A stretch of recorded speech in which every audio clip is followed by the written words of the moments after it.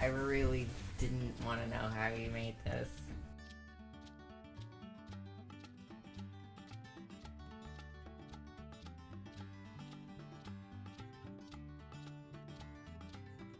So the tomato sauce thing is crucial. You have to have the right amount, and I can't tell you what the right amount is, but let it be known.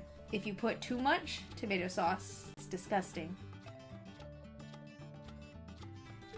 You just grab the cilantro and you just grab what feels right. Your inner Latino will speak to you, and you might be saying, I don't have any Latino in me. I am a Chinese man living in Brooklyn. But guess what, Chinese man from Brooklyn, you do have a little Latino in you. Deep, deep, deep, deep, deep, deep down. This little Mexican abuelito, and he's cheering you on. How much onion powder you put in there? There's never too much onion powder. See, this is the point where I didn't realize just how many different spices you put in there or use. I was only aware of maybe 3 or 4 of these ingredients instead of the plethora. Believe it or not, Kurt, food has spices in it.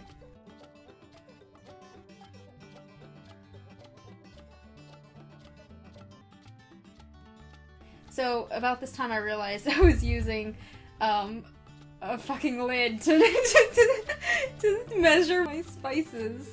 I was using a lid instead of the actual measuring tools I had near me the whole time. And I said, oh, I should use these. I should. And then I realized right about here that I still went and picked up another spoon instead of still using the measuring tools. But you know what? When you're making a Mexican dish, I think this is the way to capture legit Mexican taste, because I have never been to a Mexican kitchen where they actually use measuring tools. My abuelita certainly doesn't. She tells me, when I'm trying to get her recipes and I ask how much, she shows me her hands and she says maybe 2 fingers. And I'm like, okay, abuelita, how much flour needs to go in? And she just says, maybe half your hand.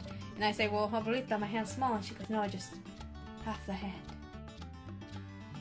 This part, I realized that my chicken might have been too big, and you can see me just kind of give up on life for a moment here. Right there. There's my defeat. Okay, but then, anyways, when you're cooking this chicken, you want to make sure the chicken is mostly in the water, so I flipped it, and look, it fits. And you pop that sucker in the microwave. And now you're thinking, no, this is where I don't get behind you. How could anything tasty come out of the microwave? But just like chicken nuggets, it do. And then after 15 minutes, you're gonna flip your chicken, because it's probably very cooked on one side. Also, by this point, the water is probably not enough, all soaked up into that chicken and that rice. So you take some Tupperware or some miscellaneous object that fits water in it, and you use that to pour the water into this dish, because measuring cups, like I said, they're a no-go in Mexican cooking. You don't do it. And as is proper, that part kills me. As is proper, I use a chopstick that I just found to help stir it. That's the difference between these videos and if Kurt actually did them, because Kurt's an actual chef. These videos would be a lot different if Kurt was actually doing them. But let it be known that Kurt does enjoy these dishes, so they are tasty. They are good.